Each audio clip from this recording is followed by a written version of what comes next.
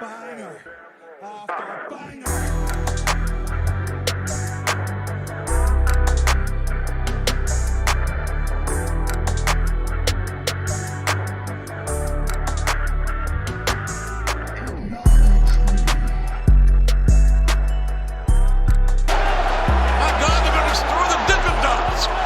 What's going on, guys? It's your boy Big Hero Chris back at you with another one. If you're new to the channel, go ahead and subscribe, give me a thumbs up, ring the notification bell, hit me up on Twitter, hit me up on TikTok, hit me up at the community post, man. However you can get in contact with me, just hit me up, man.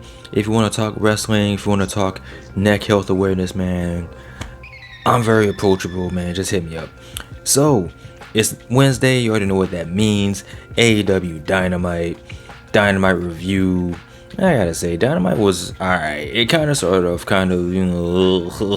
wasn't really too interesting at first, but towards the second half of the show, it really started to pick up for me.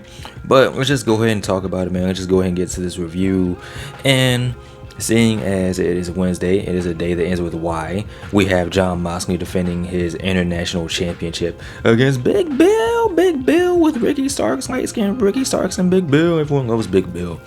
So, man, you already know Big Bill taking on Jon Moxley for that international title. Jon Moxley is wrestling, so that means he is going to bleed for some reason. I don't even know when he started bleeding. I think it came back from commercial and he was just bloody. I'm like, oh, okay, that's normal. So, Jon Moxley ended up getting the win. Ricky Starks was trying to cast distraction. He was trying to interfere in the match, but Bryan Danielson came out of nowhere and started putting the beats to Ricky Starks, getting his revenge for Ricky Starks laying hands on him last week on Collision. So after this match, you had a backstage segment with the Blackpool Combat Club, and they're talking about, you know, Jon Moxley defending his title next week against Rey Fenix at AEW Grand Slam. But this week on Collision, it's going to be a tag team match. It is going to be Claudio and Bryan Danielson taking on the team of Ricky Starks and Big Bill. And as the BCC is talking, you have the Lucha Brothers come out of nowhere. They're trying to get hands on Jon Moxley. They're fussing and yelling and carrying on. But out of nowhere, we had a wild Eddie Kingston. And he's staring at Claudio Castagnoli. And Claudio Castagnoli is staring back at him. And they're staring at each other. So you know this feud is extremely super serious. And they don't say anything. They just look at each other. They just look into the windows of each other's souls. And Eddie Kingston's like, yo, you 1 week and I'm taking that title from you, partner. Hopefully Eddie Kingston versus Claudio is the main event, but I don't think that's gonna happen. I just thought about that. But yeah, that would be a pretty cool moment if Claudio and Eddie was the main event. But hey, it is what it is. Alright, so next up we have the in-ring segment of the Don Callis family, this very small family of Don Callis and Takeshita. And they're out there talking, they're saying words and whatnot. And Don Callis proclaims that because Takeshita was able to do something that very few people have been able to do. Matter of fact, he's the only person that's been able to do this, and that's beat Kenny Omega twice in the span of a week. So now Don Callis said that, yeah, you're better than the Ace, you're the Alpha. And if you didn't catch that, Alpha is better than Omega. Get it? Do you get it? So now Takeshita will be referred to as the Alpha of AEW. So that's a pretty cool thing. And to continue this feud between Don Callis and Kenny Omega, Don Callis proclaimed that the next victim of the Don Callis family will be none other than Kenny Omega's best friend, his boy, his golden lover, Kota Ibushi. Now, they didn't say when this match is going to take place. I'm assuming that it's going to happen at Wrestle Dream. Takeshita versus Ibushi, and that should be a fire match. Hopefully Ibushi's in a little bit better shape, man. These past couple outings he's had on NAW, and they haven't really been up to snuff, but you know, time heals all wounds. So hopefully with time he'll be able to, you know, knock off some of that ring rust, you know, get a little bit better. It looks like the Ibushi that we're all used to. Wishful thinking is hopeful, but you know, it is what it is. So after this, we had a really random segment. So Renee Paquette was talking to Hook, and she was asking him, well, how does it feel to be the FTW champion again? And then out of nowhere, Orange Cassidy showed up, and Orange Cassidy's like, hey man, you have a championship. I used to have a championship. And I'm thinking this is gonna set up for a match in the future. I'm thinking Orange Cassidy's gonna challenge for the FTW championship. And Orange Cassidy's like, nah, cool championship. And then they fist bump, and Hook walks away. And I don't think he even really answered Renee's question. So there's that. And then Orange Cassidy says he's still very tired. Cool. This was very pointless. So next up, we have some women's action. Again, they've been doing this for at least a couple weeks now, not having the women on at the 9 o'clock hour, the 9:30 or the 9:15 hour. We're still only getting one match, but in this one match, a lot happened. So this was the fatal 4-way match between Nyla Rose, Dr. Britt Baker, DMD, Toni Storm, and Shida. And this would determine who will be the number one contender to face Saraya next week at Arthur Ashe Stadium for the AEW Women's Championship. So you have that story going on. You have the ongoing thing between Shida and Britt Baker. Like, they have this on again, off again type beef, like where they kind of work together, but they still kind of don't like each other, and they kind of, can't coexist. But ultimately, the winner of this match, and who will go on to face Saraya next week, is Toni Storm. And I gotta say, a lot of people agree with me on this, that Toni Storm is the best part of, or one of the best parts of AEW. Just the fact that she's just lost her every level of mind. Like, she's just doing random stuff. She's crazy. We didn't get a shoe toss this week, but there's always room for next week or whatever. But yeah, man, Toni Storm is the new number one contender, and she will go on to face Saraya next week. And then you had Saraya and Ruby Soho talking to Renee, hyping up the match, and they were just reiterating what I just said, that Toni Storm is crazy, and she just lost her mind. But Saraya still has Ruby Soho, so cool. And as much as I would like to see Toni Storm win, I don't see it happening. I see Saraya retaining due to some type of shenanigans with Toni Storm, with Ruby Soho. There's gonna be something that goes on. We had more set up for next week for Arthur Ashe. We had Chris Jericho and Sammy Guevara and Sex Guys come out, and they talked, they said words, they had a video package showcasing their friendship over these past 4 years, as far as their time in the Inner Circle and the Jericho Appreciation Society. And they put over the fact that Chris Jericho and Sammy Guevara have been tight since day one. Chris Jericho was actually the one that brought Sammy Guevara in. Chris Jericho said that he watched NWA 75. It was one of those NWA power shows, and Sammy Guevara was on the pre-show. And Chris Jericho was so impressed that he got Tony Khan on the phone and said, we got to sign this dude. And Sammy came in with his panda hat, joined the Inner Circle, and he's been rocking with Chris Jericho ever since then, And Chris Jericho put over the fact that he's watched him mature and grow from that boy with the panda hat into the man that he is now. He's a husband. He's about to be a father. So, doing a real good job of putting over Sammy Guevara. And Sammy Guevara went on to say that, he really respects Chris Jericho, he admires him. He's been a hero to him. He's been his boy since day one. His ultimate goal is to defeat Chris Jericho and be the man in AEW. And Chris Jericho's like, I agree. In order to do that, you gotta beat me. But here's the thing, Sammy, you're not ready. And Sammy was like, I knew it. I knew you wouldn't. You didn't believe in me, blah, blah, blah. So now they're just, talking trash to each other. But Sammy said, listen, we're gonna wrestle, we're gonna fight, and at the end of the day, we're gonna shake hands and hug, and we're gonna go after some tag team gold. And Chris Jericho's like, I doubt you're gonna beat me, but whatever, I agree with everything else he said. So yeah, next week, Chris Jericho, Sammy Guevara. And there was a lot of capping going on with this. Not so much on Sammy Guevara's behalf, because Sammy said that this was the biggest match of his career, which I can see that, because it's Chris Jericho. He's a legend. He's done everything in this business. And Chris Jericho said, this is the biggest match for me ever. It's for me as well. And I'm like, dude, you wrestled Stone Cold Steve Austin and The Rock and for the World Heavyweight Championship, for the Undisputed Championships, and you beat them both in the same night. How does that equate to Sammy Guevara? But building up the match, building up the lore, and building up the hype, I guess. So next up, we cut to a pre-tape from last week.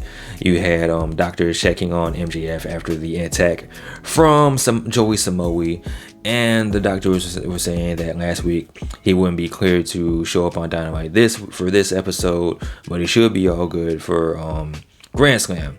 And then MJF, he proceeded to do the Scott Steiner Math promo, where he hit this bitch word for word, bar for bar, hitting all the notes, hitting the Senior Joe, the numbers online, I spelled his ass for you next week, and blah blah blah.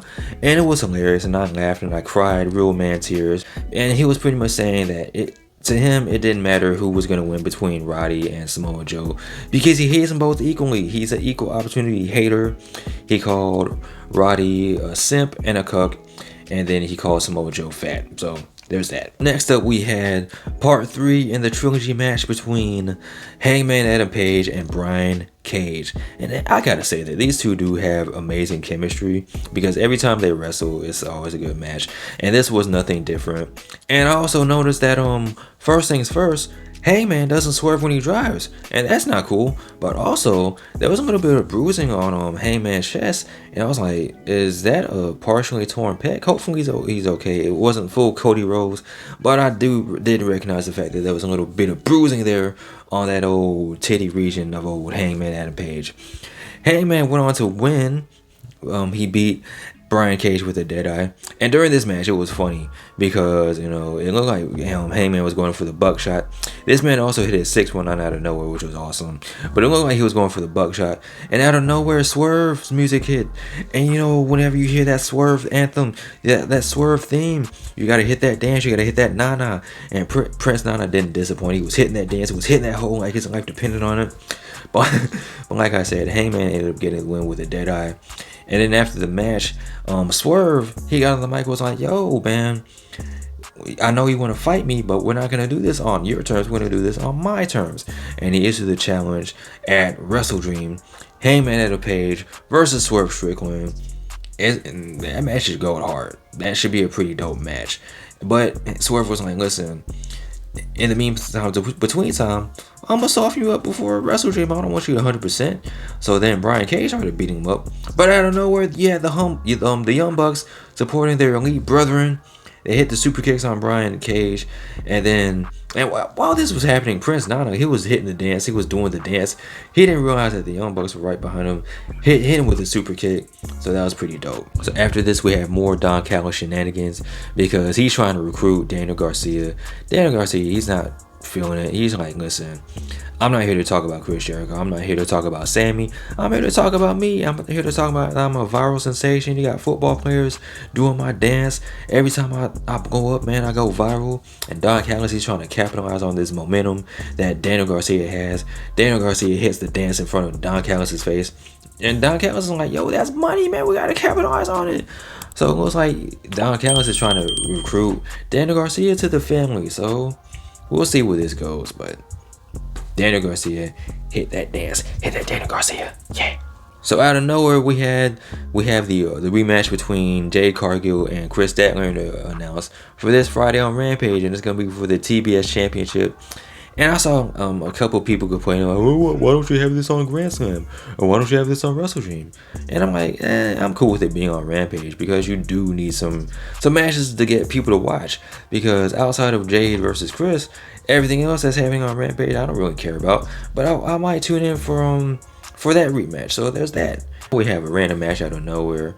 We have Darby Allin and Nick Cage taking on Daddy Magic and Cool Hand Edge.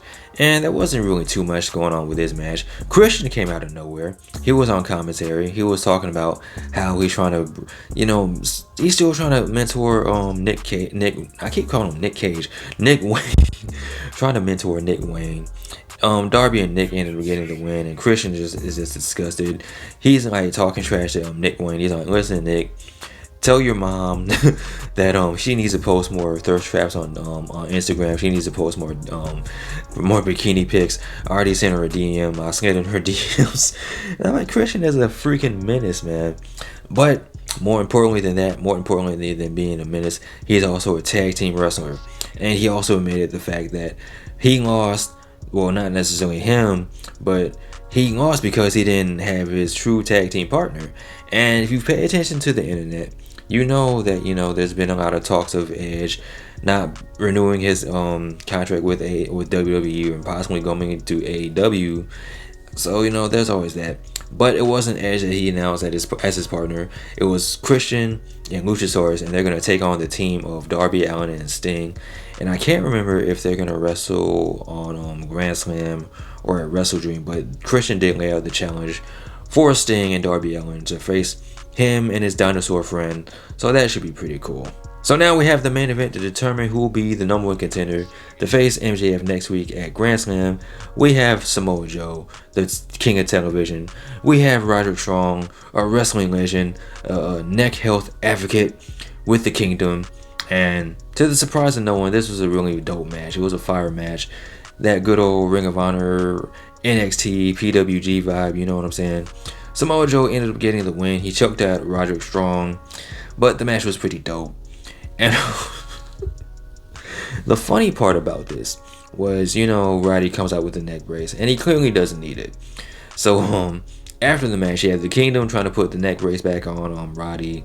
They're checking on Roddy. Adam Cole comes from the back. He's coming down to check on Roderick Strong.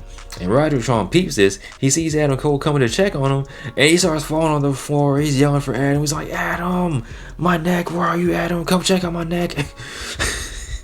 And then you have EMTs coming out. They put him on the back brace. And while this is happening, Roderick Strong's like, Adam. And then you have the Kingdom saying, this is all your fault, Adam, you piece of shit.